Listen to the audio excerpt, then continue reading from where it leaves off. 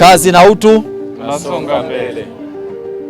Ndugu zangu, kama ambavyo katibu tawala amesema, dhamira ya dhumuni ya ziara yetu ya leo ni kuja kuitambulisha miradi mikubwa ya kimkakati ambayo inajengwa katika wilaya yetu ya Hai kwenu viongozi mbalimbali wa kijamii, viongozi taasisi mbalimbali za kijamii ambazo ziko ndani ya wilaya yetu ya Hai. Juzi tulikuwa na zoezi la uzinduzi wa suluhu na maendeleo. Operation hii ya Hai ni Hai kwa suluhu na maendeleo tumeizindua na sasa naiahirisha mpaka wakati mwingine. Asante. Suluhu na maendeleo ni programu ambayo tumeianzisha kwa ajili ya utatuzi wa kero, changamoto na mambo mbalimbali kwenye jamii yetu ya wilaya Hai.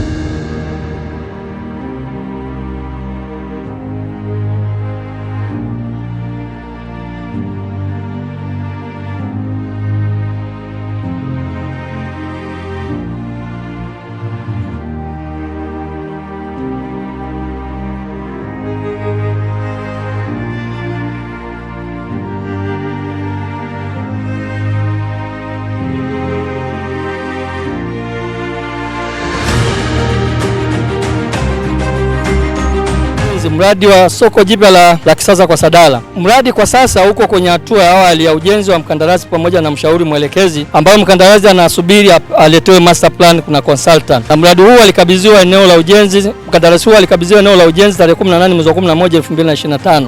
Muda wa ujenzi utachukua miaka 3 na utakamilika tarehe 20 mwezi wa 10 2028.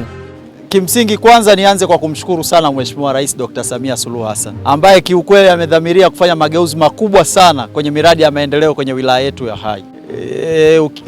Licha ya kiasi cha fedha kikubwa kilichotoka kwa kipindi cha miaka yake mitano, zaidi ya bilioni 51. Hivi tunavyozungumza, mwaka wa fedha 2026 2025-26 kwa miradi hii mikubwa tunaoitembelea ameweka fedha zaidi ya bilioni 17. Hapa ameweka bilioni 11. Huu mradi ambao kiwanja hiki tumewaonyesha leo, hawa viongozi waheshimiwa madiwani waliibua mradi huu baada ya kuona kuna kero kubwa ya pale kwenye soko. Wakaingiza kwenye baraza lao, wakajadili, wakamwagiza Mheshimiwa diwani mwenzao ambaye ni mbunge wa jimbo la Hai kwenye bunge la Jamhuri ya Muungano wa Tanzania. Na Mheshimiwa Rais akasikia. Wizara ya TAMISEMI wakati huo ikiwa ofisi ya Rais imetenga fedha hizi. Hizi fedha zimetoka ofisi ya Rais moja kwa moja. Serikali ya Mheshimiwa Dr. Samia Suluhu Hassan imetenga pesa nyingi za kujenga daraja mpya kabisa la kisasa ambalo litakatisha kutoka kwenye kile kiwanda, litapita usawa huo kwenda kutokea huku mbele, na hilo daraja ni daraja la kisasa kama lile la Dar es Salaam lililokatisha bahari.